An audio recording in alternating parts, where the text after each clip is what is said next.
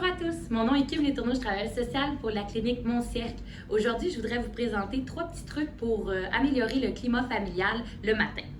Je commence par une petite histoire, puis ensuite on s'en reparle. C'est l'histoire d'un petit garçon, Gabriel, 7 ans, et de sa maman. C'est l'histoire d'un matin tout à fait ordinaire chez cette famille. Gabriel se fait réveiller par sa mère pour aller à l'école. Maman arrive de bonne humeur pour réveiller doucement Gabriel et quitte la chambre par la suite. Elle doit revenir 10 minutes plus tard pour répéter sa demande. De loin, maman répète à nouveau avec un peu plus de conviction. Gabriel se lève péniblement, mais s'arrête pour découvrir pour la première fois la table de Lego qu'il a reçue à Noël l'an passé. Maman commence à s'impatienter et l'avertit qu'il n'aura pas de jeux vidéo ce soir s'il ne se prépare pas rapidement. Gabriel finit par s'habiller et s'installe devant la télé. Pour lui, c'est fait, il est prêt. Pendant qu'il écoute sa télé, maman donne encore quelques consignes. Prends ton déjeuner, brosse tes dents. Voyons, Gabriel, il reste 15 minutes, tu vas être en retard. Bon, là, ça suffit, j'éteins la télé. J'ai besoin que tu sois prêt maintenant, j'ai des choses importantes à faire au travail. Gabriel crie à sa mère qu'elle est toujours sur son dos et que de toute façon, l'école, c'est plate. Maman perd patience et annonce qu'il n'y aura pas de télé ce soir. Il est l'heure de partir. Gabriel veut finalement manger. Maman se fâche parce que ce n'est plus le temps, mais se sent coupable de ne pas lui donner à manger. Elle prépare rapidement des toasts. Gabriel mange sa première toast lentement. Il déguste chaque bouchée du beurre de pinot. Ah ouais, Gabriel, je suis vraiment tannée de nos matins. Je dois toujours répéter et tu n'écoutes rien. Gabriel, ce soir, il n'y a aucun écran et tu te couches directement après tes devoirs. Pas besoin de continuer l'histoire, on sait tous comment ça termine. Maman arrive au travail brûlée comme si elle venait de faire un 12 heures, puis elle espère secrètement une urgence au bureau pour pas se taper la routine du soir. Gabriel, lui, arrive à l'école triste, fâché, chargé émotionnellement parce qu'il a l'impression de rien faire comme il faut. Il se couche la tête sur son bureau, il veut rien savoir aujourd'hui. Vous êtes-vous reconnu dans cette histoire de famille? Probablement que oui. Premièrement, je veux que vous sachiez que vous n'êtes pas tout seul. C'est probablement le genre de matin de la plupart des familles.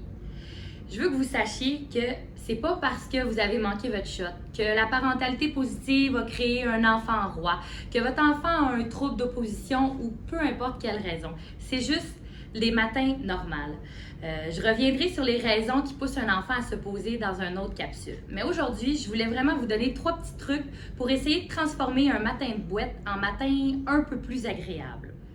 Ce sont des trucs. Ça ne veut pas dire que ça va fonctionner à tout coup. Ça ne veut pas dire que c'est adapté aux besoins spécifiques de votre enfant.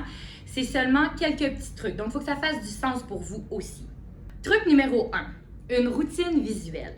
Non, c'est pas trop bébé pour ton pré-ado de 11 ans. Sinon, je sais pas quel âge qu'on peut me donner parce que moi, j'ai des listes de tâches à faire partout dans la maison. J'ai même une liste de tâches à préparer.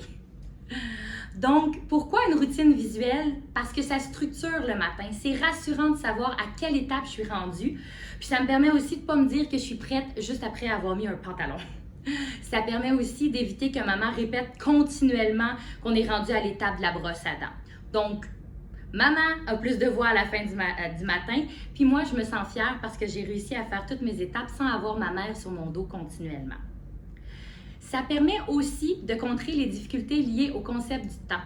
Parce qu'avant l'âge de 10 ans, le temps, c'est très flou pour un enfant. C'est difficile pour lui de se représenter c'est quoi 10 minutes exactement.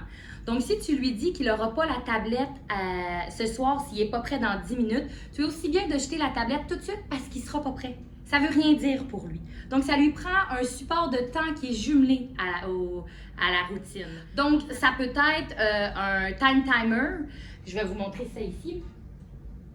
Donc, c'est un petit time timer comme ça qu'on tourne, donc à 25 minutes, 30 minutes, ça devient rouge. Donc, c'est très clair visuellement que lorsqu'il y a plus de rouge, bien, je dois être prêt. Ça peut être une chanson aussi qui dure le temps que vous avez besoin. C'est sûr qu'une chanson de 10 minutes, c'est plus difficile à trouver, là, mais vous pouvez sortir vos vieux CD de Pink Floyd, ça va faire l'affaire, ou des petites chansons de 2 minutes par-ci par-là. Bref, c'est important de montrer le début et la fin de la routine. Je vous montre aussi des je vais arrêter parce que j'ai pas celle que je veux.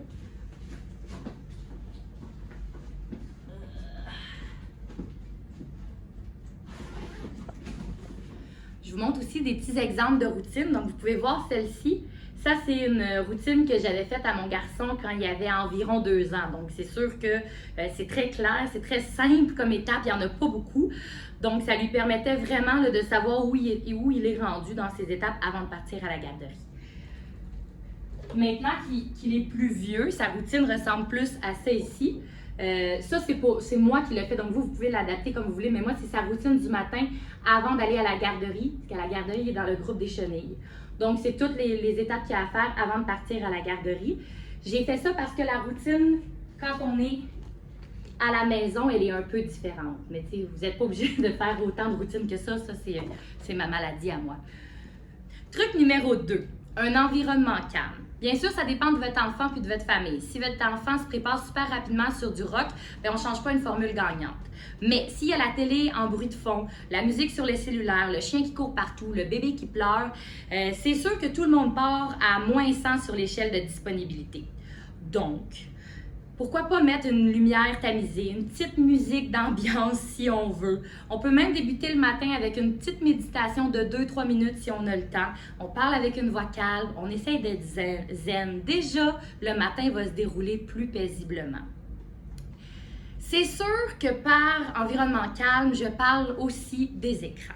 Donc, que ce soit télé cellulaire ou téléphone ou tablette, ça surcharge l'enfant, ça le bombarde d'informations sensorielles, les couleurs, la musique, les images. Donc, c'est sûr que ça le rend déjà un peu plus réactif.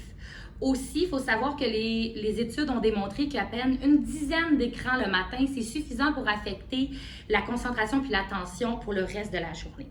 Donc, c'est sûr que mon conseil, c'est pas d'écran le matin.